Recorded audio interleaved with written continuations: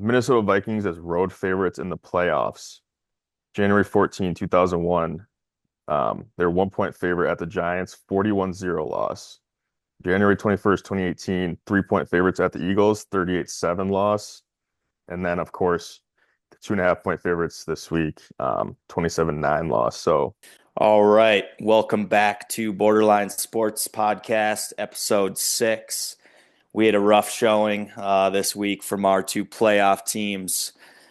Pretty horrendous, actually. So we're going to dive into that and the rest of the wild card weekend. Also, go into our college football playoff semifinal that happened last Thursday and Friday, those two games, and then cover what we got for you next week in the divisional round, as well as the college football championship game. So let's get ready to roll here. You ready? let's do it. Kick it off, dude.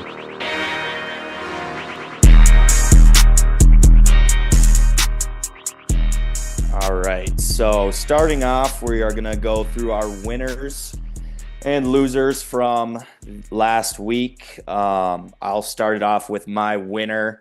My winner of this week was the Houston Texans. Everyone basically thought they were dead in the water.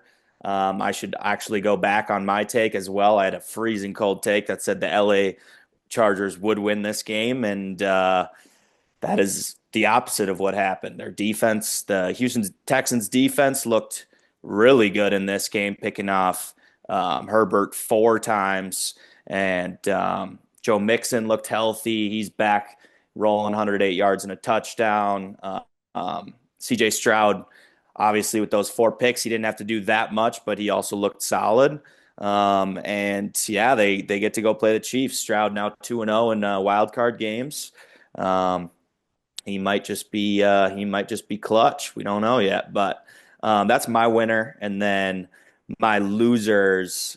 Well, yeah, this week I'm going to have some losers.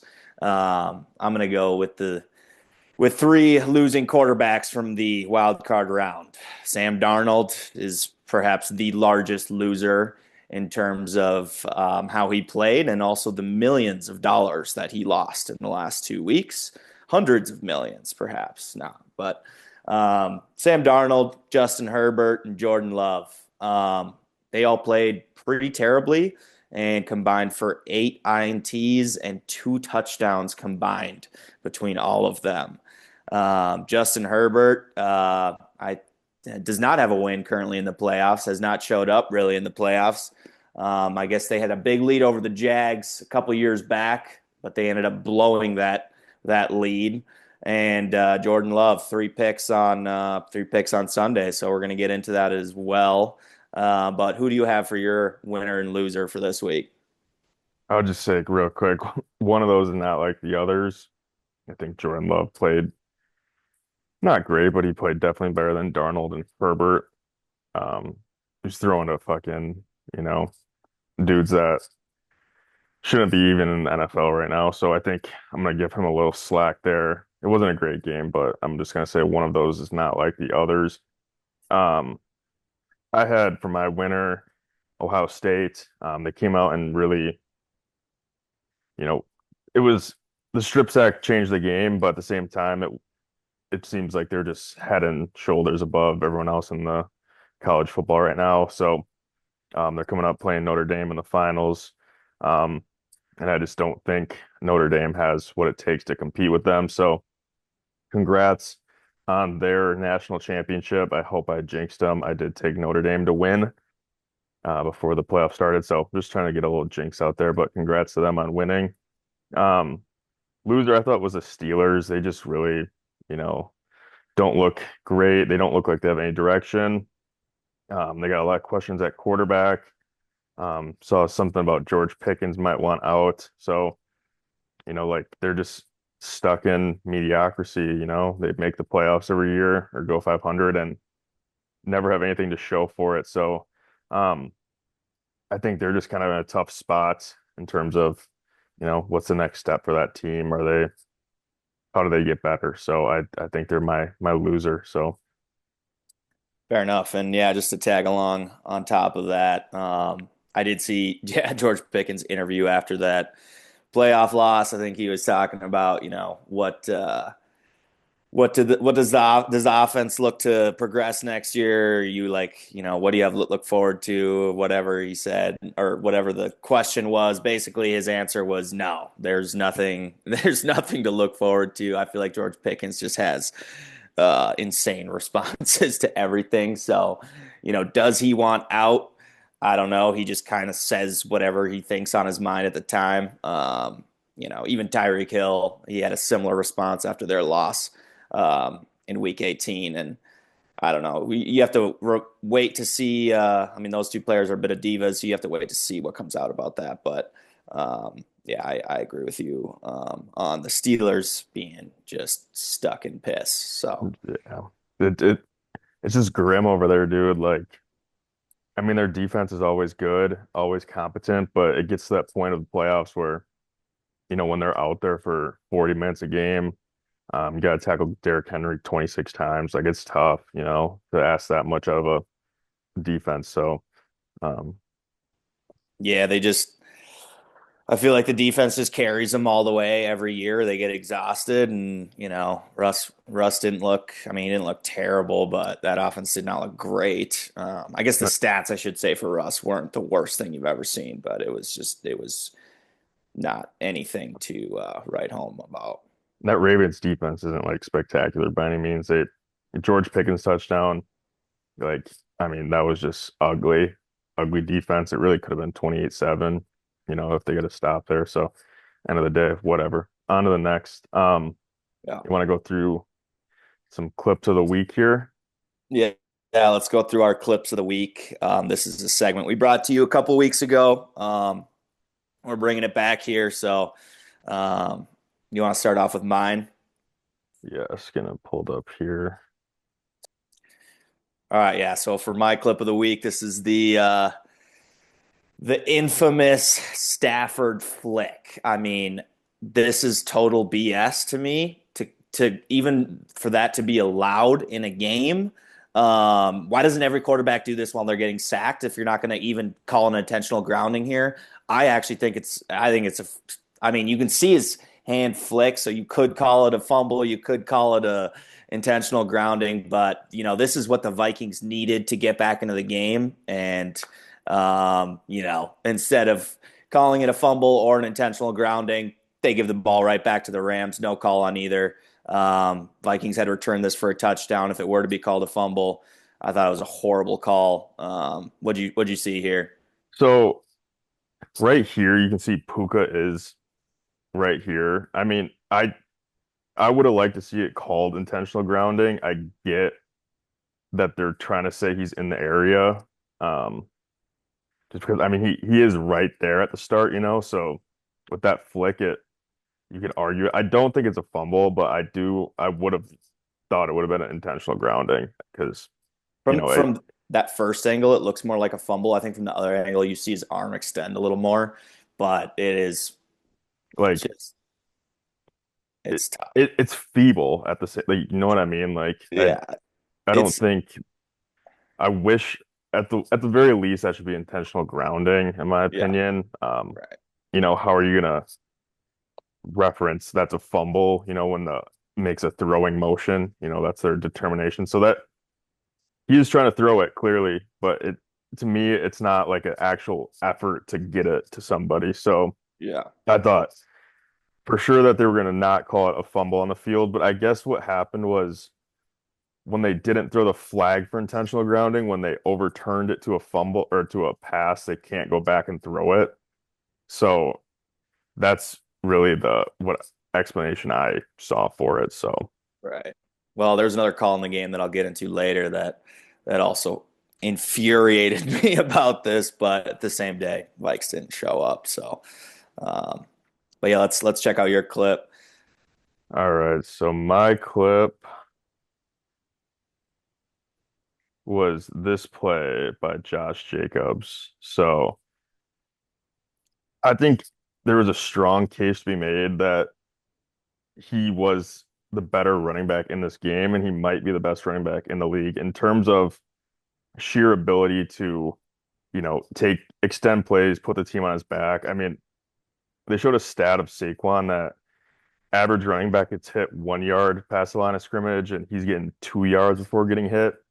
And I think, he has rushed for 2,000 plus yards, which is insane. Not trying to take anything away from him, but in terms of what he gets out of his offensive line versus what Josh Jacobs gets out of his offensive line is it's night and day. So I think in terms of pure skill, Jacobs has to be, 1A, 1B. Um, kind of sick of people just like always thinking Saquon's the best because he went to the best offensive line of all time. Like I said, it's impressive they went for 2,000 yards. He's good. He's really good. He's been able to stay healthy. That's impressive, but I just I don't know if you put Saquon on the Packers and Jacobs on the Eagles that you know, there's any difference in the two. What do you think about that? Yeah, I mean, I could see I partially agree with your statement. I mean, I definitely think, with that Eagles O line, like just their O line coach, the history that they have there, they've just been elite for so long now. To where, yeah, when what you said about getting tackled or going through contact earlier in a rush in any run play. I could see that. I do think this run was probably the best play of the game for the Packers here. Unfortunately, it was a little bit late in the game. I do love where his t-shirt gets tugged like that. I saw that happen a couple times this weekend. I don't know why players continue to wear those t-shirts, as it does seem to slow them down. But I don't know. I get it's a style thing. So, Yeah, I mean they're meant but to it be was a cool. tear away, so you think sometimes they don't tear though. So Yeah, um was a sick run though. just one other like back to Jacobs. I just think there's so many times in this game where he was like dead to rights and ended up breaking, he's only going for 4 yards, but he's breaking a tackle in the backfield, spinning out on the line of scrimmage. Like he just looked like insane, I thought, all game. And that's what you need in Green Bay to win in the playoffs when it's 0 degrees out and nobody wants to tackle a beast like that. So I was just really he blew me away. I mean, I know he's good. I've watched him all year. I know I was at a game, he had 3 touchdowns and stuff, but he just he really exceeded my expectations in terms of, just being a free agent coming in and dominating like he has. So that's uh that's what I had for my clips. So For sure. just want to, go over some highlights, some things that happened this week, around the NFL, college football. So Some I guess did you headlines. you see Dion? Dion might be going to the boys. Yeah. Um, I did see this. I would just be curious, is he going to go somewhere where his son can't be the starting QB? Like, would he, I mean, especially if his son ends up going to potentially like a Giants or something. I mean, that might not happen, but just considering, I feel like he would want to coach Shador, and I feel like that would be a huge. If the Cowboys were like, "Hey, we will trade up and get Shador," then I could see it happening. Otherwise, it kind of seems like, um, I don't know, maybe a bit of a pipe dream. What do you think? I don't know. I think there's a couple of things here. One, do you really think Shador goes to the combine and comes out of it as the consensus one or two QB? Is that for sure? I don't know. I, I I can't guarantee that. I don't know all of his Right. physical So traits, but based off of play, he's still considered top two. yeah. So I guess that's one thing. Second thing is Cowboys have Dak Prescott, so are they looking to, try to send him to someone like the Titans are they making a move with him? And the third thing is I think Dion loves, like the spotlight so much that the Cowboys are one of really the only NFL coaching options he would have. So I Plus don't being know. an ex-Cowboy himself. Yeah, So does he go there and kind of, try to make a name for himself, try to move Dak, do something like that? I mean, he's got his other son too that they could get. So, he wouldn't be with Shadur, but he'd be with Shiloh. So there's things there. I just think if he does go to the NFL, that's probably the only position I could really think of. I mean, he wants to be in the limelight and, so no, 1,000%. Yeah, if he does go to the NFL, it would be it would have to be like a Cowboys. So I could see it. The McCarthy firing was also surprising. I think it was a good move. But I, yeah, we'll have to see about this one. What I did see an answer that Dion gave in an interview regarding this, and he didn't really say much. He did say he loved the coaching staff, loved the culture, loved what he's building in Colorado. However, he never said no. So I could see it. I could see it potentially happening. And yeah, like you mentioned as well, like Dak Prescott, they do still have him, so they would have to figure out what to do there. It's not like Shador would, if they even by some miracle ended up, going through with all this and getting Shador Sanders. There's no guarantee that he would start, but yeah, you could trade him to Titans and get that top pick. Right. Um, And I mean, if you're the Titans and you can say the Cowboys eat half his salary first 2 years or whatever, like why wouldn't you? You're getting a player there and you might trade back. You'll have I think Cowboys have the 12th pick, so maybe you get that first rounder next year, something like that, and you get a quarterback that can come in and play. I don't know. It almost might be more worth it for the Browns just because they kind of have, a little bit of something there. Whereas the Titans need a full roster of weapons, but also the Browns are in cap hell with Deshaun. So I think I and don't he know. re-ruptured his Achilles too, so uh, Right. uh, But that's a nightmare. But and I guess I don't yeah, know. I'm not surprised by the McCarthy firing. I saw him so much as a Packers fan, Packers coach. I mean, the Packers win at least one, if not two more Super Bowls if they have LaFleur back then. So the dude just sells games. Like he just doesn't. He's a good coach on a mid team. I could see him going to like the Jags and being good because he can build like a culture, like have competitive teams, but he just always struggled with that like final step, living up to expectations and so I think he's a good coach for certain teams, but Cowboys, Packers aren't it for him. So yeah, love to see him go to the Bears and just ruin them even more. he's a little washed in my He, opinion. But he yeah, just fair enough. he he is like a really basic scheme, so like I said, like a young team that's kind of looking for I mean the Titans, with Levis, just give him some structure, something like that. Might be a good fit, but he's just not cut out to play or be a coach on like one of these elite teams, in my opinion. Yeah, I agree. I Uh, agree. All right, let's keep it rolling here. Yeah, what do we? Oh, we got next headline. What are the Vikings going to do at quarterback? I think this question has answered itself in the last couple weeks, based off of everything I'm hearing from people that are within the organization, tweeting out, and just basically fans in general, mainly fans. It's like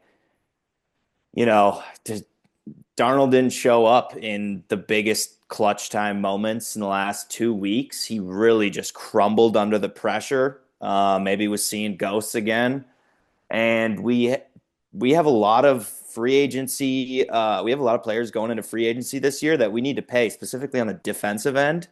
Um, so like I don't think 39, there's. is it like 37 or 39 people that are free agents? I don't know how many it is. That's I the don't number want to that's the think number about I it. that's the number I saw. And then I saw they have a first round pick, a fifth round, a seventh round, or maybe two fifths and a seventh. And I guess they get one comp pick in the third round, but like there's there's no picks right there. So I mean, Right, right, yeah. So, I mean, honestly, after taking a day to just think about this and kind of do some research on it. It seemed like some Vikings fans are maybe even they're all right with what happened because McCarthy was always supposed to be the guy before Darnold went on this run. We do have a quarterback whisperer in Sam Darnold, or excuse me, in KOC, not Sam Darnold. Yeah, we have a QB whisperer and KOC who brought Sam Darnold. He got us to 14 wins. Darnold has a lot of talent, but I think the plan is to go with McCarthy here. McCarthy, there's not that much tape on him. Obviously, didn't throw the ball that much in college. However, he did win a national championship, and it's not like he didn't show up in those games. He wasn't asked to do that much, but it doesn't seem like he folds under pressure like maybe a Sam Darnold. So that's kind of what I'm hearing. Yeah, I guess I had two things I really wanted to add here. One, just like the look on Darnold's face in the last two games was insane. Like he made, I think when he threw the pick, he was just like stunned and awed. Like, and then there, I don't know, every time he's getting sacked, he's back. He literally looked like a different person than kind of, I don't know, first 10 games of the year. So, um, Yeah. he just looked like he was in fucking absolute hell. And the Yeah. second thing, this is not even me being a Vikings hater. I watch a lot of college football. I just don't see JJ McCarthy like being better than Darnold, to be honest with you. He might be more clutch, that's for sure, but like, dude, he just didn't look good in college. I was sh really shocked he was, rated there. I mean, I'm not an NFL scout, so what do I know at the end of the day? But I mean, the dude's throwing for less than 200 yards a game in college. Granted, he didn't throw a ton of interceptions, but he was on a team that was dominant without him. They were a run first offense, good defense. So I guess I'm not even being a Vikings hater. I never saw it out of McCarthy in college, and I was shocked that he went that high. And again, I'm not a scout, so what do I know? But The I one just thing I would didn't think he was like super talented personally. Yeah, the one thing I'll say, I mean, that's all fair based off the college tape. There's a lot of criticism about that, about him. Maybe even choosing to go or being picked, selected that high in the draft. The only thing I will say is people were raving about him in training camp. Like we thought he was going to be the starter over Darnold. He was outperforming Darnold basically in most of the drills they had going on. Darnold did not look that good in training camp and in preseason. McCarthy did have some solid showings. I know he was playing against he was playing like second halves a game, so he's going up against like second or third team defenses. But it's not like McCarthy didn't show anything in training camp, and there we're basically just you know we're making this kind of decision based off of like what he was capable of in college or just him being such a high pick. Like he did show stuff in training camp and in preseason. I think a lot of people thought the season was over when McCarthy went down because we're like, oh, we got to go to Darnold here. So, and just with KOC, I think being who he is, I mean, he's been able to make these quarterbacks look good and give them confidence by giving them easy throws. I will say we're going to need some running back help if JJ McCarthy is going to be the starter next year. And also, I do think one more thing before we move on is JJ McCarthy has speed and he can throw the ball 62 miles per hour. I mean, that's what he was throwing, and had the second fastest throwing power in out of the draft last year. I think Joe Milton was number one, throwing at 63 miles an hour. But JJ can sling the hell out of the ball and he can escape the pocket. So if the O line is going to continue to do this, we need someone that is a dual threat. So that's all I'm going to say about it. But Yeah, I guess I don't. We'll see. To be determined. I don't know. I'm not. not a I'm gonna pump. Vikings hater. Yeah. I'm not even being a hater. I'm just pumping the brakes on him. I mean, I don't. I think he's kind of Bo Nix-esque. You know what I mean? Like, is Bo Nix gonna come in and win a Super Bowl for the Broncos ever? I highly doubt it. Is he? Is he comp? Can he make plays, extend plays? Is he kind of, annoying to play against for sure? Um, but I don't know. We'll see. That was kind of all I really had there. I mean, we can talk about that a little more when we get to the Vikings game, but Yeah. I guess the last kind of highlight I saw was I thought this was a joke at first. Like I saw a picture of back in a Miami jersey, and I don't know. I like the Hurricanes. I always cheer for the Hurricanes, and they're kind of one of my college football teams to watch. Like they're always fun to watch, just like the history and stuff. So, they got him. He's replacing Cam Ward, so I think that's pretty exciting for them down there. I know. I give Beck a lot of hate, but at the end of the day, he's still a very good college QB. I don't know if that'll translate to the NFL. So just I thought that was cool, interesting. He's linking up with his girl down there, um, the Yeah, eighth year senior. So yeah, that's what I was gonna ask. I was like, because I did write that, I put that in our notes, and I was like, is he just going there to hang out with Hannah? Like, I don't know if this Carson Beck guy is a true college prospect. I mean, he played for Georgia last year and looked very mid to low. 2 years ago, he looked pretty good. Yeah. But like I said, I think he's one of those guys. Think of like a AJ McCarron, on Bama, or just really most Bama QBs, most Georgia QBs, like Stetson Bennett. He'll probably get drafted seventh round. Hmm. Um, but they have, good college careers, and I think would I rather have him versus, 95% of the other QBs in college? Probably, Yeah. so but I just thought it was funny. And also I don't really know, like he had Tommy John, I think. That's Yeah. for pitchers, that's almost a year off. So is he gonna be ready, I guess? Or is he Yeah. just down there to literally go on boats with the Cavender twins? Yeah, and another thing off that, like you said, eighth year senior. I don't think they have any more eligibility left in them. Dude, Uh, I think they're just like it's the kind of like the Livy. equipment managers, bro. Like they Yeah, probably just like dress up like they're I mean playing. Haley actually plays. She's not bad. She might even start honestly, but Hannah is a bench warmer. Um, no offense, Hannah, you're beautiful. I saw You a and your pr sister, but I saw a prize. Someone posted the prize pick slip of them on their first game, and they're like, they just took both their unders, and they're like, this is a fucking lock, dude. yeah, no.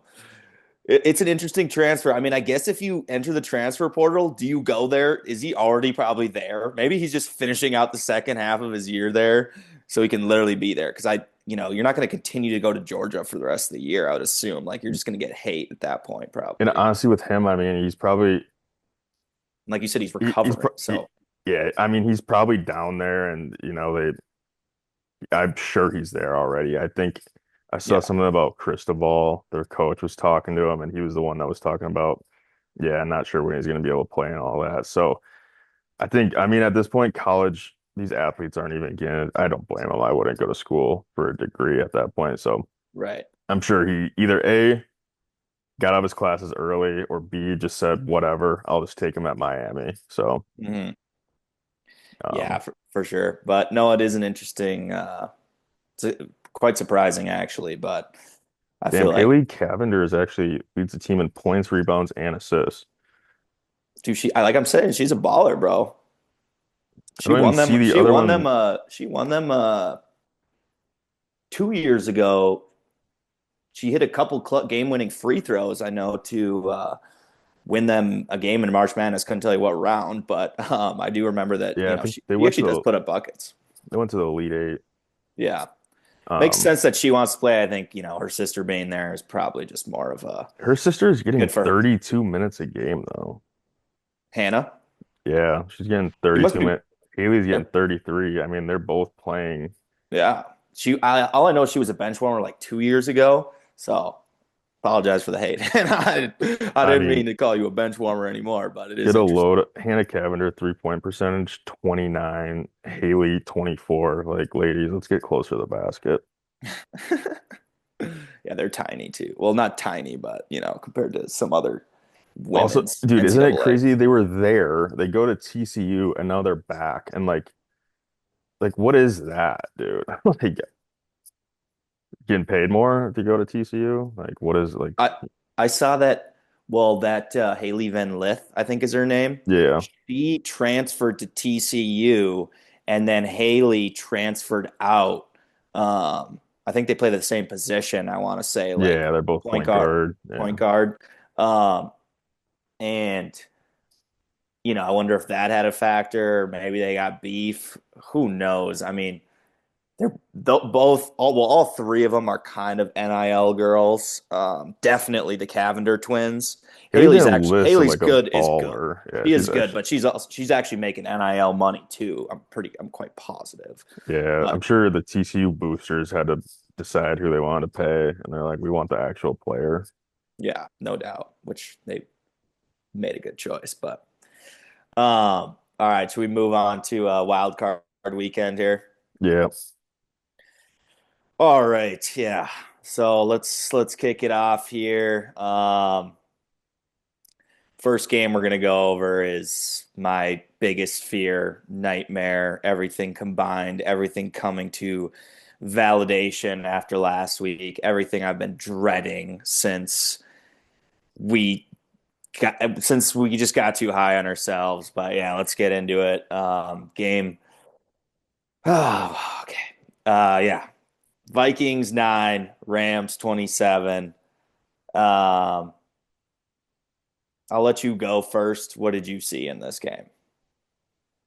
Yeah, so I mean, I was hate watching, heavy hate watching, but Yeah. then at maybe halfway through the second quarter, I actually started to feel bad for Sam Darnold. You know, he did it to himself, but at the same time, you could tell like he was just shook by the pressure, all that. I mean, I don't know. He just didn't give them a chance. I also thought like kind of some coaching blunders. I mean, you're watching your guy just get, pressured, rattled, and you're not, doing some check downs. I mean, Aaron Jones is a check down merchant. So Yeah, where was, well, Darnold couldn't hit a check down. He and missed like two screen passes in the I game, did maybe see three. that. And then they're just still trying to throw bombs and stuff. Like get JJ the ball, like do some jet sweeps, just do something, get out of his Yeah. hands. That was the first thing I kind of saw. And then I'll let you talk about this game more in depth, but Yeah. I knew the Rams were going to win this game when they moved that game and like made it all about like LA Fire Department and shit. It had like that feel, like Katrina and the Saints, like the Saints were just bound to win when they go back home, or like the Astros won after Hurricane Harvey. It just had like that vibe the whole time, and I wouldn't even be surprised. I might just ride the Rams, throughout the playoffs just because of that. So, I'll Yeah. let you talk about it more, but face level, it was Darnold sucked. Yeah. All right. So what I saw from this game,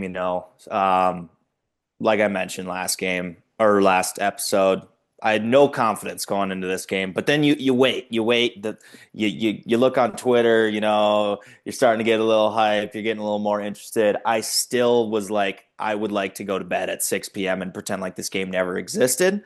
Um, I will even call myself out for saying that I said we had zero pressure. We had all the pressure in the world in this game. But yeah, start of the game, Stafford, Rams offense just goes right down the field, scores on the opening drive. Oh God, here we go. Vikings then 3 and out, ends with a sack on Darnold. Darnold can't escape the pocket, can't do what he's been doing all season, and kind of having some, using his legs to have miraculous escapes. And he really just hasn't been using his legs much at all. You could see it a little bit in the second half, but horrendous start to the game. And then I think the Rams go down the field, kick a field goal. Defense starts to calm down a little bit. Our defense honestly did not lose us this game in any means. Didn't lose us the last two games, regardless of the score. Um, but then you have the Vikings going down, kicking a field goal, and then here comes that clip that we discussed earlier on the horrendous call on the fumble slash intentional grounding, more like intentional grounding, but you could have called it either way. Instead, they called nothing. That would have got tied the game at 10-10, and that was the boost we needed.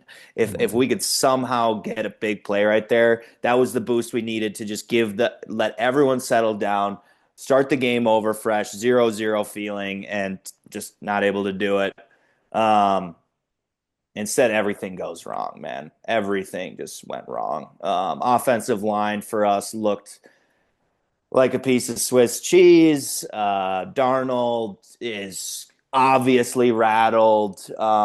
He completed a couple throws early, but it's just like, Did your tackle get hurt? Did he come out of the game? yeah, O'Neal came out of the game, but it still was abysmal before. But Because it just wasn't got there the worse other and tackle? worse. Because both tackles were hurt, right? Like they're starting left and then they're starting right. Yeah, yeah, and Yeah. Darisaw is an All-Pro, so Darisaw is incredible, and O'Neal is a very solid right tackle as well. But yeah, Darisaw's been out almost all year, so that was really rough. Um, and we led like I'm pretty sure Darnold led the league in 20 plus yard throws all season, No, it and was Jordan Love. okay, well, whatever. One A, one B. I mean, it was very close. Darnold probably had a higher percentage of hitting on those throws. Either way, Darnold's accuracy is just off. Everything is off. The play calling sucks.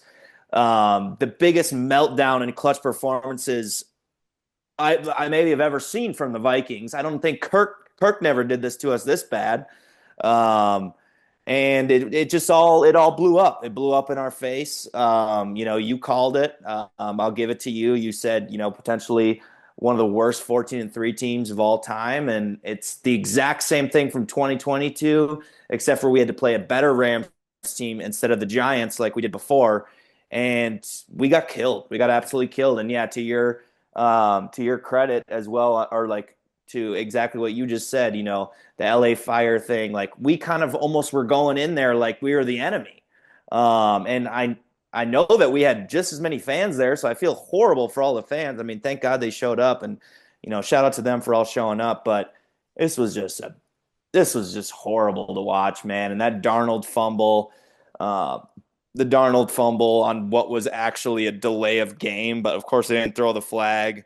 Um, at least on TV, the shot clock was down to zero, and then the whole plays off. Everyone's like, "What's going on?" O line just barely blocks. Darnold gets strip sacked, take it to the house. It's game over, dude. It's game over, and Darnold has no confidence. I would have liked to come back in the second half with Mullins, honestly, dude, just because Darnold was so rattled. You could see it. KOC had no belief in him. We did not run the hurry up offense correctly at all, or even it didn't even seem like we tried to run hurry up in the second half because the energy was sucked out of the squad, dude. It was abysmal. I like KOC. However, he has a great way of disguising. It just seems like we disguised holes in our team all season to get to this point, and then everything when we play, two true contenders, back to back weeks, we just get absolutely ripped apart. Um, Yeah. So I got a couple things I'll add here. I saw the Rams beat them twice, Lions beat them twice. Only teams that beat them, which I think says, something that, for you know, sure. that they must have saw something, going there. I texted you this, but they punted it, got running into the kicker, and instead of, having the Rams have the ball at, 10 or 20, Darnold next play throws the pick, which I thought was big. That's like a 50-yard swing. Um, and then there was that fumble on, was it Oliver? Caught it. They ruled him down, but then the next play was the strip sack touchdown. So Yeah. it's like they got like these mini bailouts that turn into being just like full blown, like actual game changers. If you just punt that ball, like the Rams probably don't score that drive. And then same thing. I mean, yeah, you don't want to fumble it in the red zone, but you also don't want to give up strip sack touchdown. So I thought those were Yeah. interesting. I also thought, I mean, maybe I'm wrong. I thought Jordan Addison looked really bad. There was some like downfield plays where he missed on, and I mean the throws weren't great and stuff, but he had 8 targets, 3 catches. I mean, whatever. I just didn't think he looked good. And then I kind of thought like I don't know, TJ Hawkinson I thought played really well. That pass that he caught for the touchdown was a great play. I mean, that pass wasn't even on the money either. Um, Yeah. and then there was Not another even one, close. It was an incredible catch, actually. and there was another one to Naylor, I think, that like really should have been a touchdown. Didn't happen. So I mean, at the end of Yeah. the day, we beat the horse fucking dead that Darnold didn't play great. I also saw this tweet. Minnesota Vikings as road favorites in the playoffs. January 14, 2001. They're 1 point favorite at the Giants, 41-0 loss. January 21st, 2018, 3 point favorites at the Eagles, 38-7 loss. And then, of course, the 2.5 point favorites this week, 27-9 loss. So just, I mean, Bad trend. I thought that tweet was crazy. Total So I trend. guess you don't want to be road favorites going forward. No, I think everyone knew we needed home field advantage. We needed the one pick to be true contenders, and that did not happen. And dude, like I said, as soon as that game got moved, I kind of knew, Yeah. they're going there. They're all wearing LA Fire Department. They're like doing it for them. So Right. The pregame was all about the LA Fires, and yeah, I understand that, but yeah, it's just tough to, that was the narrative going in, and I will say, you said that the Darnold strip sack, the Josh Oliver thing, and then also the running into the kicker. We also had a play where we had the punter dead to rights. I have no idea how this was not a blocked punt. It literally looked like it went through him. And the guy, and like for some reason, when punters are almost blocked, I feel like they always just kick the living hell out of the ball and just boom one down the field. Because then we're set up. It should have been a blocked punt, and we ended up at like the 7 yard line or like the 5 yard line or something. He just boomed one. That was tough to watch. I mean, nothing went right, but yeah, we had a couple plays where those were game changer plays, and unfortunately, the offense just couldn't capitalize. Um, Aaron Jones was a nice running back. Um, he's a good running back, but he's not a he's old, man. workhorse, dude. He's a He's too third old. down Yeah. back. He's a third down back. End of the And Cam day, Akers actually, I was hoping he would break one, dude. We needed a big play touchdown. We needed a touchdown early in that game. We went on such a horrendous. I think it was what did you text me? 0 for 21 on touchdown, or or 0 and for 21 and not scoring a touchdown their last 21 drives or something like that. 21. Yeah, 21 drive. Yeah, I think that's what it was. 21 drives, no tutties. So, and Cam Akers, he broke a runoff right before that. Yeah, he had a nice one, and then I Yeah, don't even and think then anything. I think that was that was was the that strip the sack drive, and that was yeah also the Josh Oliver thing. That's when I started to like convince myself, oh, maybe this could be a game. But yeah, and I think JJ, like, he's got to be just he's got. I feel so bad for the guy. Like, I'm not saying he quit or anything, but the frustration just boiled over. I think for KOC and him, and just the belief, like everything was just sucked out of that team because I heard Metellus or no, it was Harrison Smith say that this was the most the best culture and the closest knit group that he has ever felt on a Vikings team. And it's just tough to end the season like that, man. I mean, we really convinced ourselves that we were meant to be there, and then it just all went to shit in the last couple weeks. So yeah. it's gonna take a while for me to get over this loss, dude. Like, to be honest, I didn't even want to talk yesterday. I didn't even want to talk about it. It's just devastating, and even when you talk yourself out of a game, you still end up watching it, and then you still are like the what ifs, and um, I it's frustrating that KOC is now 0-2, but at the same time, it's like both these teams were fraudulent, man. Like, Yeah, this was whenever you win that many one score games, like, unless you're the freaking Chiefs that just have the championship DNA, it's tough, dude. And yeah, the Vikings are not they're not known for being good in the playoffs in general, and clearly not good on the road I since thought it was 2001. I thought So that was insane. They showed that graphic that they're the oldest team that ever won a championship. That had me fucking geeking. I got nothing. I'm defeated. 19 1961. Yeah, dude, we're so tortured I as saw Minnesota sports fans. It's someone posted like a whole like 30 they had like 30 dates on it of how Minnesota sports is cursed on Twitter. And it was yeah, just talking about everything that's went wrong and stuff. dude, And it's honestly like it's exhausting.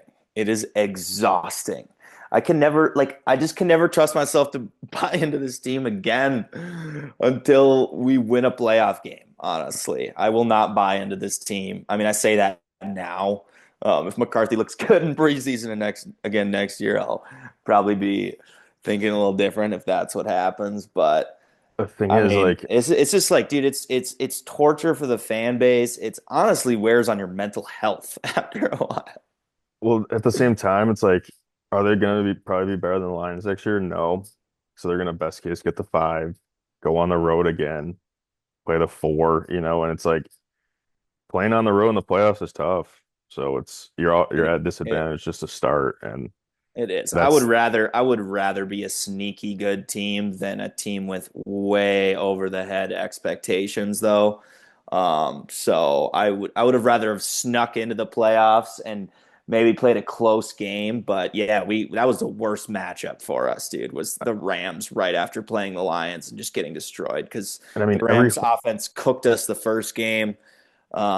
And Darnold played good in that game because he was playing great to start the season, but it's just this team was kind of holding on by a thread. I mean, you even mentioned it to me when we played the Seahawks. The Packers looked bad, or I won't even say that's like a reason, but like the we just didn't look that great against bad teams. You need to be blowing bad teams out to really have a lot of confidence.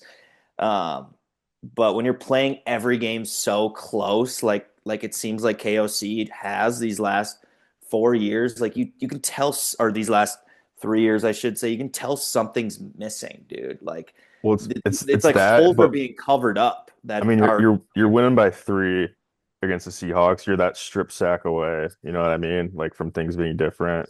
You're like that Darnold pass to Jefferson, like away from losing that game. You know what I it's mean? It's just so just much pressure, dude. right. You have to play a perfect game. And I Yeah. just I don't have much more to say about this game if you want to wrap it up, but I do want to point out, I mean, of the of all the wild card games, only one away team won, and that was the Commanders at Buccaneers. So I mean, that just goes to show. I mean, it's tough to go on the road in the playoffs, and at the end of the day, that's why it's so hard with a team like the Lions in your division because you're not. I mean, for the next 2 years, probably, I'd be surprised to see them Yeah. not be the one. So, All right. Well, enough going through my pain from this weekend. Let's hey, move on to the Minnie. next game here. Um, Packers 10, Eagles 22. What'd you see? How we feeling? Dude, I knew this game was fucked from that kickoff, dude. Like, I'm watching it. At first, I'm like, oh, like Nixon, like, what are you doing, dude? They show one replay. Dude just gets smoked in the head by another head. Like, looks like he got knocked out or like goes out cold for a second and then clearly recovers it. And like, I don't know, they're doing the review. I'm sitting here, I'm just like making some food, like assuming it's gonna be Packers ball, like not even I saw one replay, walk away, make food, like come back and the Eagles have it. I'm like, what's the point of replay? You know what I mean? Like, what are we doing here? And then, like I said, the targeting, like, just not called anymore. So at that point, I pretty much knew we were, back against the wall. Um, and then just as it unfolded, they got that touchdown. Like, and at that point, it was like, dude, this isn't even gonna be a game. Defense ended up playing their ass off first half, kept it close. That McManus missed field goal really hurt because, you know, like just get something on the board there. Yeah. Um, get it back to a one score game. Um, and that was kind of, like first half I thought it was almost over barring a miracle. Um, couple plays by Jordan Love were questionable. I saw them talk about it. The second pick to Zach Bond, where it looked like he threw it right to him, that the receiver just was running the completely wrong route. So hard to blame Yeah. him there. And I mean, he wasn't accurate. He I mean, looked he a didn't little even rusty. just He real looked quick. like he He didn't even look where the receiver was. Like he just threw it straight. Like that was on him in my opinion. I mean, it was on both players. I think it was the tight end. It was it was Wicks, I think, that was running. He was supposed to run 5 yards deeper. So like I don't know. And then he saw him 5 yards shorter, just whipped it at him. Literally looked like it was two Zach Bond. It was stupid. But yeah. whatever. That's one play. It doesn't lose you the game. Like the Mhm. kickoff lost us the game. I Yeah. guess, I mean, I have a ton you talk about. I thought Josh Jacobs looked absolutely insane. Thought McKinney looked really good. I mean, the Packers don't sign free agents, but those are the two they basically got and two best players on each side of the ball, arguably. Um, I mean, their whole team was hurt, lost top three receivers, lost their starting left guard. I thought it's really interesting. So they brought in a guy, he got three penalties, took him out, put in a different guy at left guard. He got two penalties. So that one spot alone was, 70 yards of penalties just on replacing the second best offensive lineman we have, Elton Jenkins. So that was just a kick in the dick. Um, and I thought they kept it close, like they had a chance, they had their chances, they didn't execute. Um, and at the end of the day, I mean the Eagles won, but was it super convincing out of that Eagles offense? No. Was it super convincing out of their defense? I mean they got turnovers, but like they struggled at points. I mean, so I don't know. I mean, they're playing literally fifth, seventh round wide receivers, so what are you gonna do? Yeah. Just to lead off of that, I mean, did y'all even stretch before this game or what? Because holy shit, dude. Every Dude, time sue I that looked fucking up, Guardian cap guy. Sue the Guardian cap guy. Dobbs is wearing it, still gets concussed. That guy is selling it to all these NFL teams, like, oh, you guys won't get concussions, blah, blah, blah. Looked yeah, horrible. Looked like he was dead. yeah.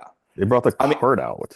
every time I looked up, there was another Packers wide receiver or just a player in general that was down. Like it was actually insane. I mean, I was at a Packers Eagles watch party for it, and everyone was like, everyone's just calling. He's like, "You guys are cheating ass." They were furious, bro, that they were just calling out dirty players. Dirty players make dirty plays. Dirty teams make dirty plays. Like, but you guys just, it was bad. It was real bad, man. I mean, yeah, you're like you said, halfway through the game, Jay Love is just throwing the ball to your boy Malik Heath, who you called out, who had Dude, a horrendous play. But yeah, I it wasn't the most convincing win. Honestly, both offenses were abysmal at times. But Love, I know I understand you're not going to be too hard on him, but I mean he did throw three interceptions, one of which was a horrible interception to that linebacker. The deep ball, I don't remember who was running deep, if it was Wicks or who, that was a really where good play by Darius Slay. Slay. Yeah, that was a That's good a play really by. good play. And I honestly, And the third the one was last, just all heave, trying yeah, to it was just score. Like it was that, I just a don't count that one. I count two picks. One was a really good play, one was a horrible throw. right, but he still didn't play good at all. Like I don't, I'm not he did not play. disagreeing. He didn't He play a he good game. looked like that elbow like early was bothering him. I mean, he was just kind of Yeah, missing stuff. They showed he got hit and he got tripped up and landed right on it in like the first quarter. And if your elbow's already hurt and you full weight on it, like that can't feel good. But yeah, I don't know. yeah, I for don't sure. think the Eagles looked like superstars. I thought, the Packers just didn't look great at the end of the day. It wasn't their best showing. They're going in on the road 7-2. So what were the expectations? But True. I'd almost, they would have lost in like a last second field goal. I'd be way more hurt at the same time too. So I was kind of thinking that with the Vikes too, but honestly, I would prefer that versus just getting embarrassed on live television for us. yeah, Um, one more thing though, one play I want to call out, the Dallas Goddard touchdown yeah. I mean, I don't know absolutely what. turned Valentine into his little infant son, bro. I mean, he shouldn't be playing. He Jair double should. stiff arm Like, to the face. Just that was tough. That we was should. tough. I don't. It's we. That should have been Eric Stokes because Jair is guarding the other side. Like that guy should just never be in the game. Yeah, that was a sick touchdown run though. But yeah, there it is. That's our two. That's the showing that our two teams had. We're out of the playoffs. Both had to go on the road, like you mentioned. Only team that won was a team that we're about to talk about in a little bit. But man, was a tough way to end our seasons. Honestly, like is there some hope? Yes, but it's like, dude, you play a whole freaking season of NFL football. What did you guys have? 11 wins. Yeah, 11-6. We had 14 wins, and then it just all comes crashing down in 3.5 hours of BS. It's tough. Yeah, it's a wide receiver question mark. I mean, I think the defense was insanely good. Um, it just, what are they going to do at wide receiver? I mean, you got your running back, got your tight end, got your quarterback. Are they going to try to get T. Higgins? Seen a lot about that.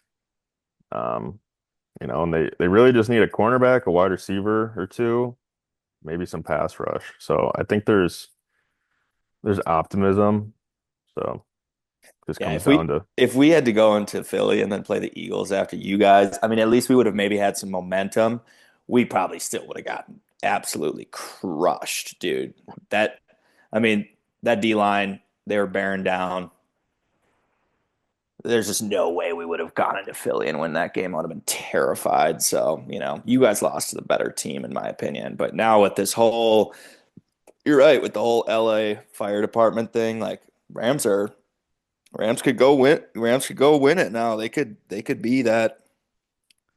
yeah. That they are that dark horse. But I mean Stafford's got what 40 years of experience. yeah, So he was 1-4 in wild card weekend before. I saw that. I was kind of surprised about, but yeah, I mean um, that's what happens when you play for the Lions forever. I mean yeah, they're just lucky to make it to the playoffs then. right, yeah. Well, is what it is. Should we move on to the rest of these games? Yep. We had on Saturday LA 12, Houston 32. I can lead this up. I didn't really watch this game. I looked up and it was 6-0 LA was going how I thought it was. And then I look again and it was like 21-6 or something insane. I saw, was it a or a interception return touchdown, kind of changed the scope of the game, and from there Houston kind of just poured it on. Um, yeah, I guess I don't know what did you? Yeah. I can't believe I had the boldest take last week. I mean, we both basically did. We thought the Chargers were going to win. I said, I'll just tell you right now, Chargers are going to win this game. That did not happen. But yeah, I think that's what it was a pick six that really turned things around. Um, or I don't remember if it was a pick six. They might have scored first. But yeah, the Yeah, a Texans def pick six made it 20-6. yeah, so the Texans defense was really what was incredible in this game. I think they had 4 sacks.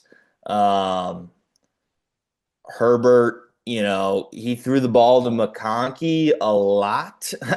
McConkey had an incredible game, 197 yards and a touchdown, but they just have no other offense besides him. So that is a major problem.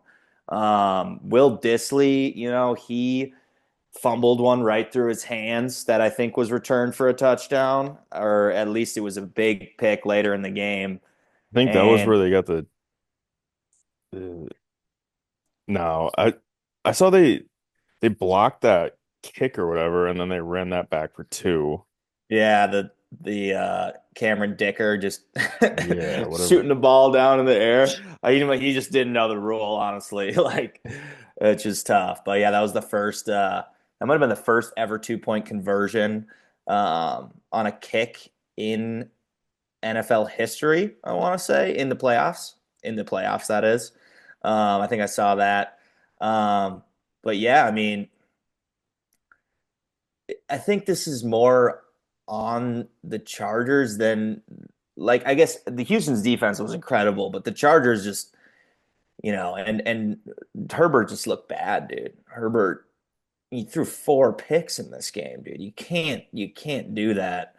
They had no other offense outside of Lad McConkey, and we're constantly playing from behind after getting off to an okay start. Also, they went down and kicked 2 field goals. You're up 6-0. You don't feel comfortable to start the game when you're up 6-0, you know. It's basically like 0-0 still, because they go score a touchdown, they're still winning the game. But um Mixon looked good for Houston. Stroud didn't even have to do that much. But good for Stroud, honestly. 2-0 in wild card games. We'll see what he looks like next week against the Chiefs, but everyone thought they were dead. And they proved everyone wrong and won this game. It's kind of an okay spot to be in considering, they didn't have the toughest of matchups playing the Chargers. I mean, the Chargers are good, but they weren't necessarily a true contender in the AFC with some of these other juggernaut quarterbacks and other teams. But yeah, Yeah, I thought that's the Chargers would have had to play not mistake free, but if Herbert throws two picks instead of four, I think it's obviously much closer. But at the same time, Chargers D didn't look great. I mean, Houston had yeah, almost 500 yards of offense on them. So, yeah. um, I don't know. Houston kind of just took some time and found themselves like back to the team they were maybe the first 6, 7 weeks of the season.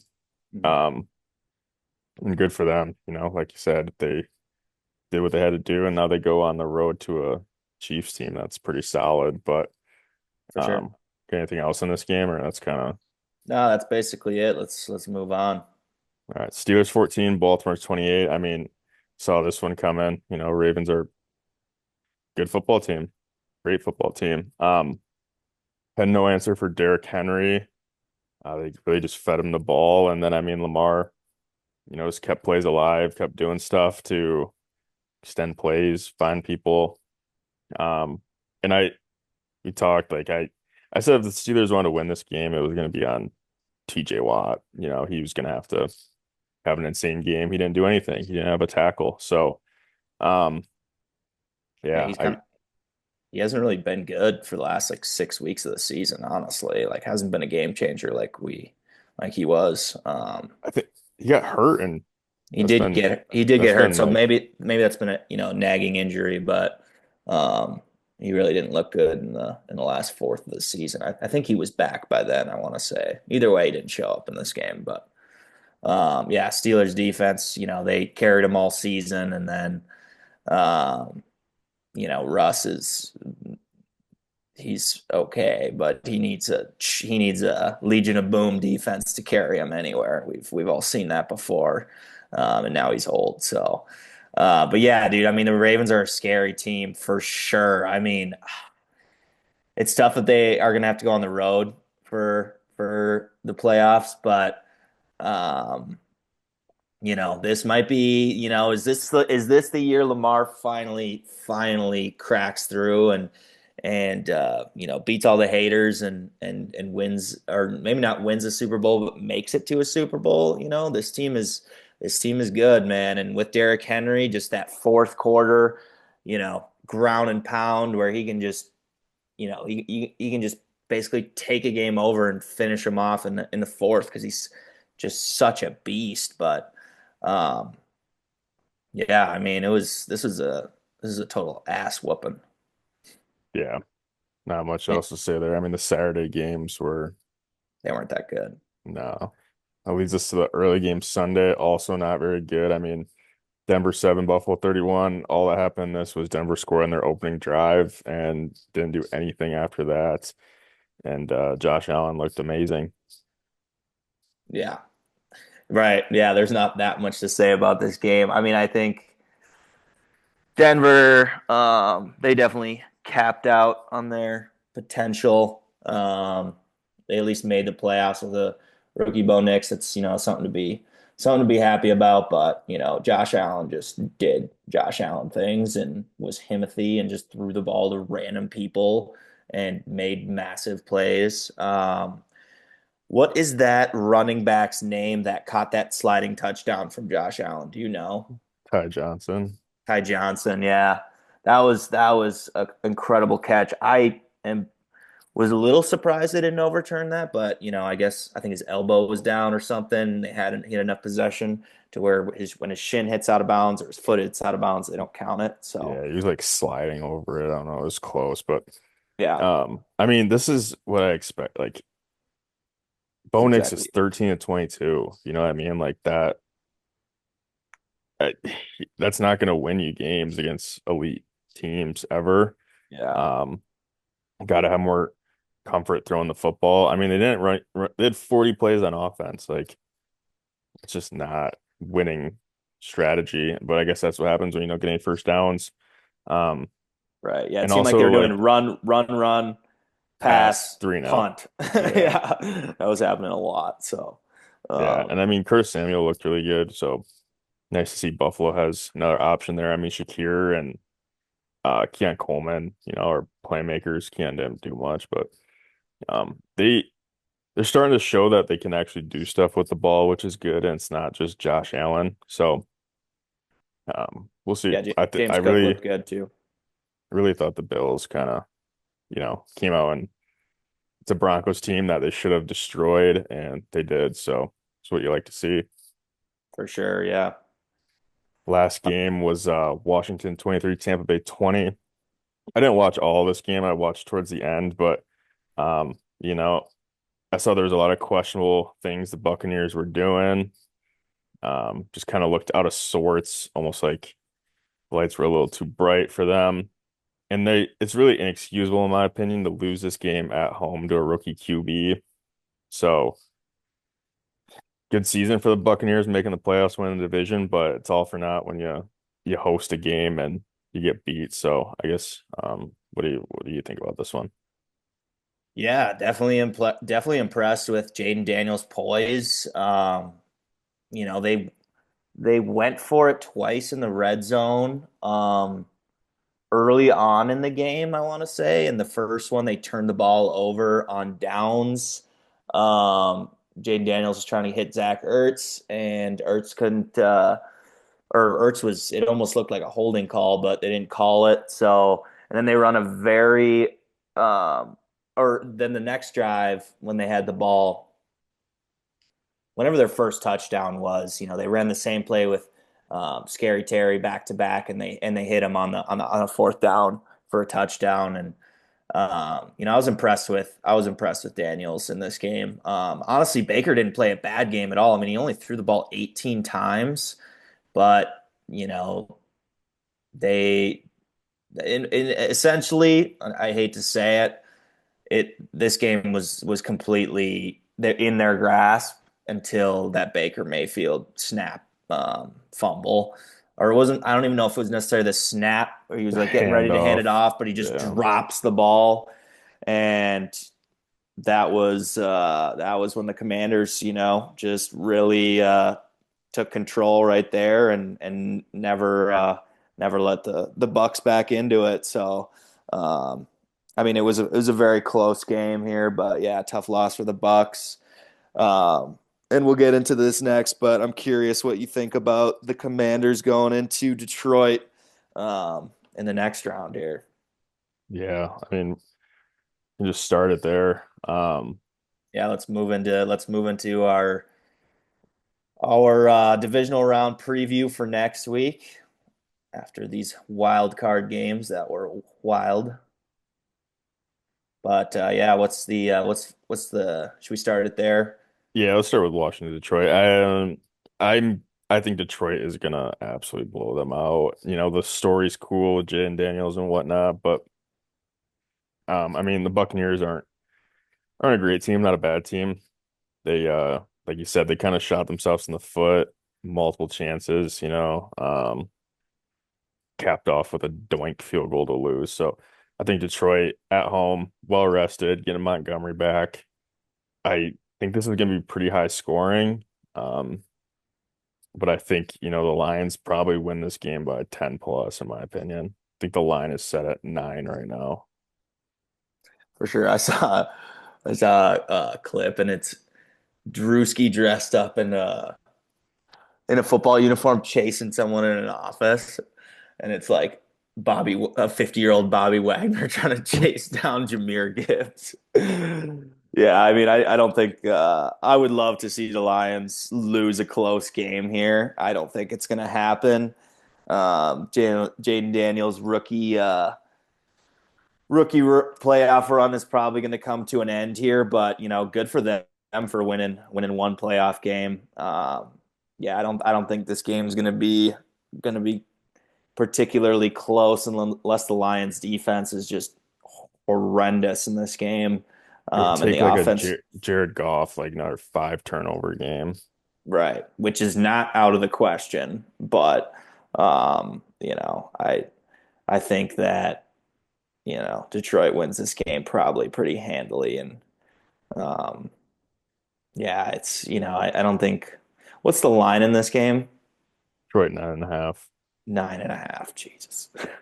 Yeah. Um, Not saying I would for sure take that, but this is probably, I would say, at least a 7 point victory for the Lions here. Yeah. Other game Saturday is not much better. I mean, Chiefs, Texans. I think Texans little magic runs at an end. Simply because the Chiefs are going to put up a much better defensive effort than the Chargers did. And, you know, Texans are going into Arrowhead, tough place to win at, playing a two-time defending champs.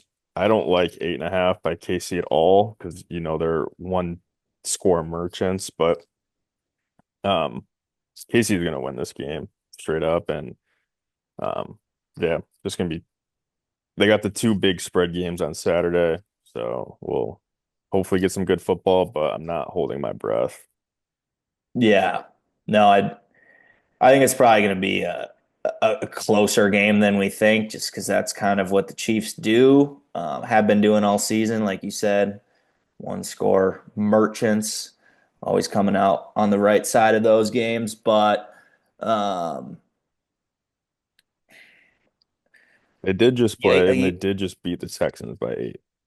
yeah. So yeah, they just played. Um, yeah, I just don't think Houston's going to be able to keep up. I will say that I was can't remember if I heard this on a podcast or was heard this on a stat on ESPN or something, but 15 win teams are like 0-5 in their last five playoff games or something like that, or last four, I think, starting with the Vikings back in like um, No, that's to 1998. win the Super Bowl. Oh, to win the Super Bowl. Okay. Well, either way, I don't think the Chiefs are going to get knocked off right here, but it is kind of an interesting stat there. Yeah, that is to win the Super Bowl. You're right.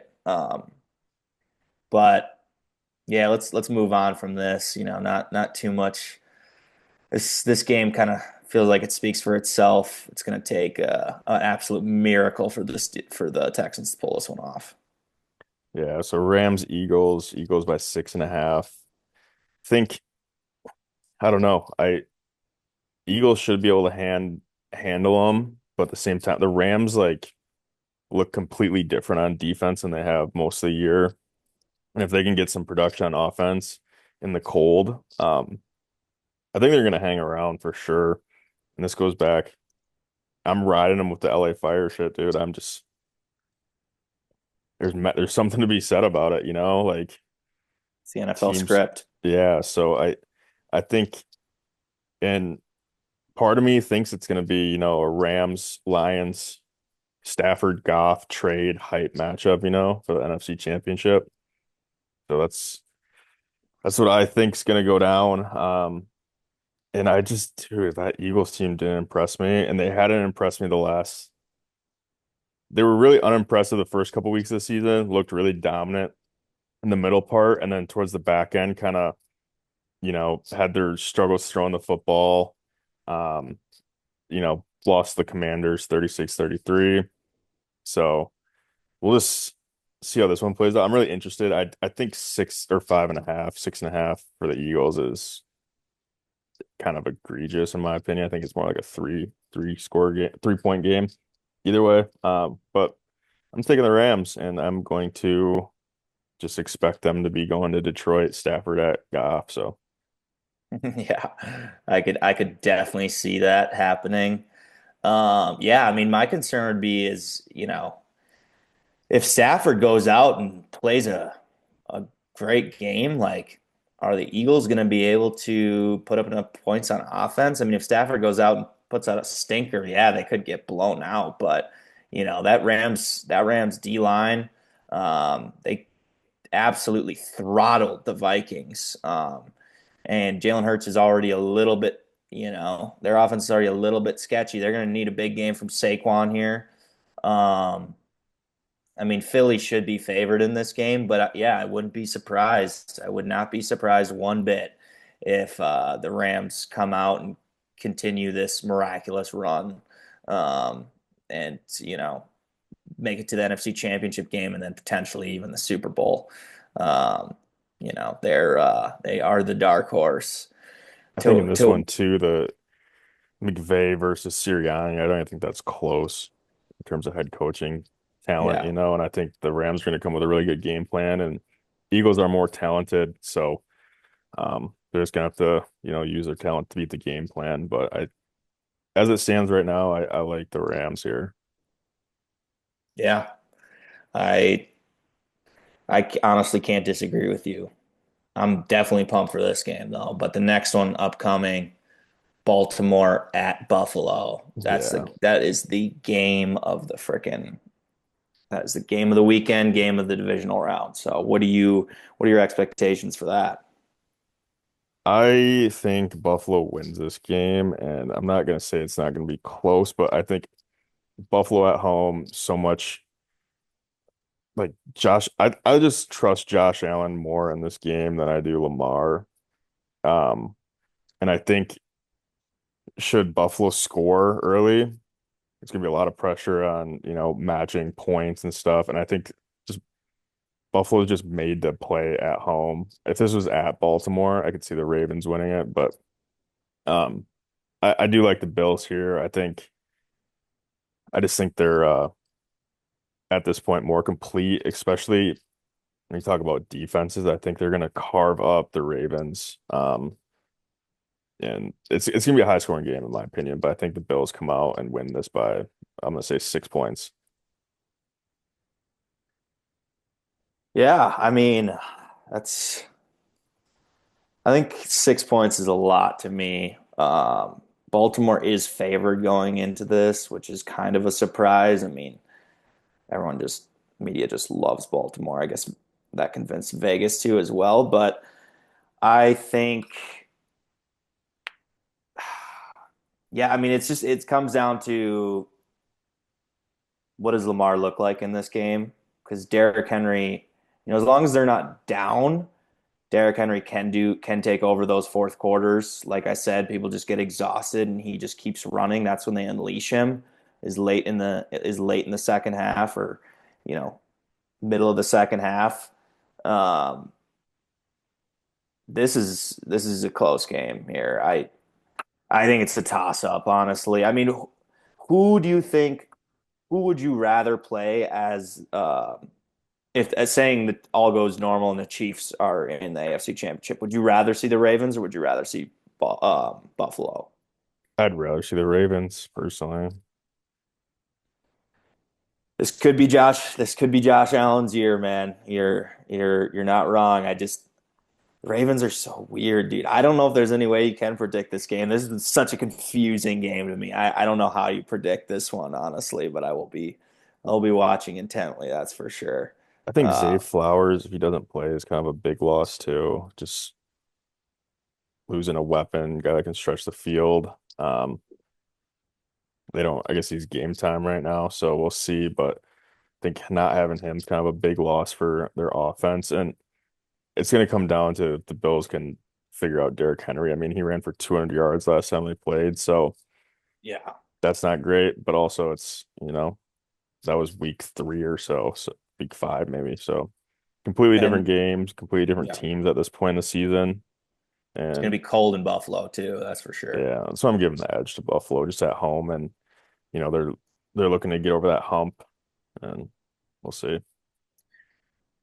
Yeah, for sure. Exciting game. So honestly, just a just a pretty solid slate next week on Sunday for sure. Those other games on Saturday are kind of lopsided, but should be a good weekend, good divisional round.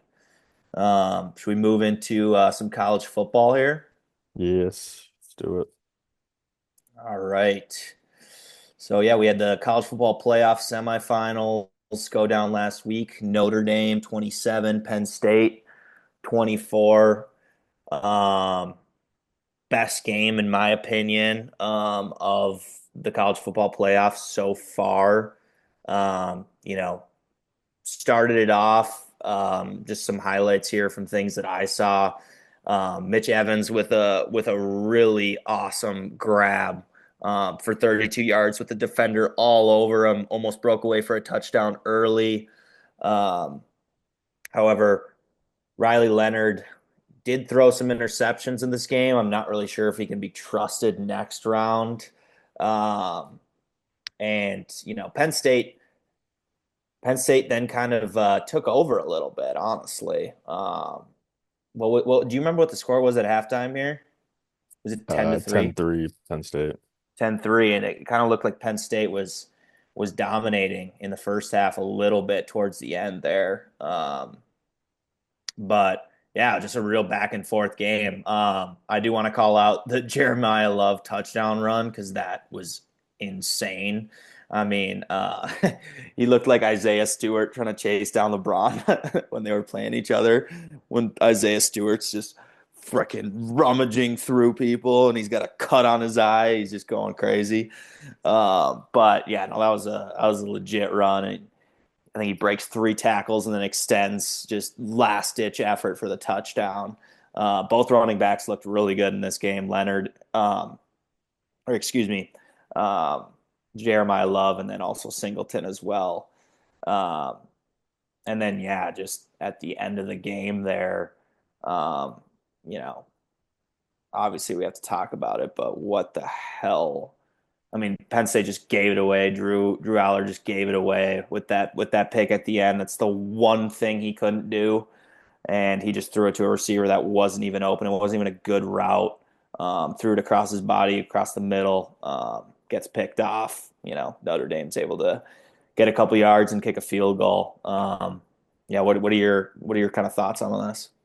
Yeah, I mean, this kind of game I thought it would be not low scoring, but scrappy back and forth, hard to move the football. Most of the scoring came in the fourth, and that was just turnovers each way. It was like you blink and they were throwing picks. Um, I don't know. I That pick by Aller at the end of the game was insanely bad.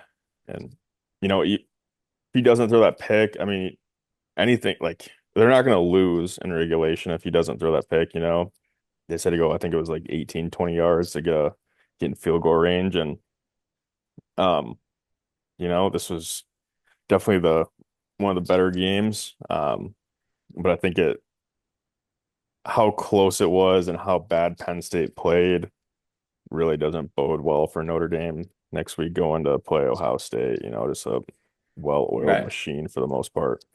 And I right, guess, I don't know, talking about that game, I mean, that was basically the national championship. If Ohio State could beat Texas, they would be able to go and beat Penn State or Notre Dame. Um, guess the one thing Notre Dame can hang their hat on, I mean, they're going in big underdogs.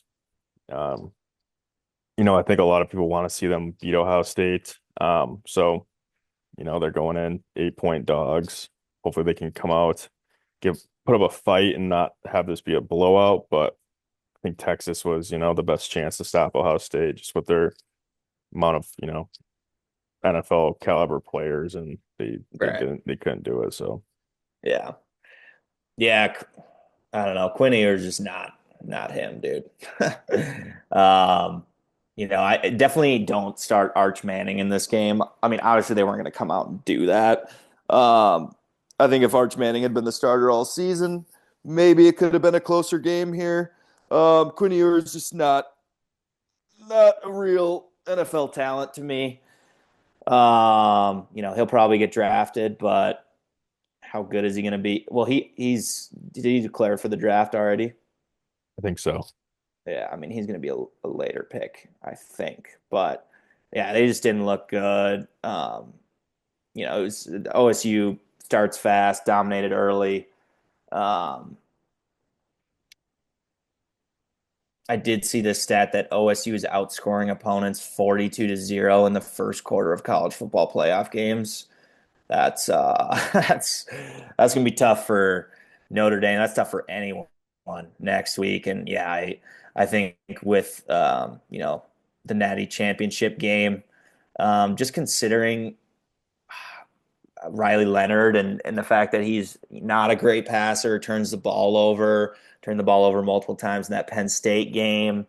Um, they would have to play just a near, I mean, basically a perfect game to have this even be very close, unless Howard doesn't show up. But I, I think Ohio State is gonna clear in this game. yeah, it's going to come down to the defense is going to have to be actually insane. It's going to be Yeah, a really low scoring game. I mean, Riley Leonard, it looks like you're watching like a team like Army or like, like where all they can do is run the football. Like right. they're not built to do much outside of that. So I mean, dude, I don't have any expectations for this game. Probably won't even watch to start, but if I tune in and see it's close at half, I'll watch. But I mean, dude, it's just grim. The Yeah, it's a bit of a Cinderella run for Notre Dame. That's probably going to come to a screeching halt here. Yeah, and I mean Ohio State just found its form at perfect time, starting with week one of the playoffs. So 1000%. That's basically the slate, though. You got anything else you wanna talk about? no, I think we covered it. Covered it all. See you next week. Talk about, this divisional matchups, go over the playoff game, and yeah, thanks for watching. Thanks for listening. Yeah, appreciate all you viewers out there if you've made it to this point, or if you came to listen to the massive letdown that our NFL teams, the piss that we're in after last weekend. Um, the runs are over for our teams, but we will continue to cover, and we'll probably start to get in a little bit more into NBA and other things here, considering football's coming to an end. But we still got a few weeks left to talk about this until a Super Bowl. So, but yeah, appreciate all y'all, and we'll catch you next week. Peace.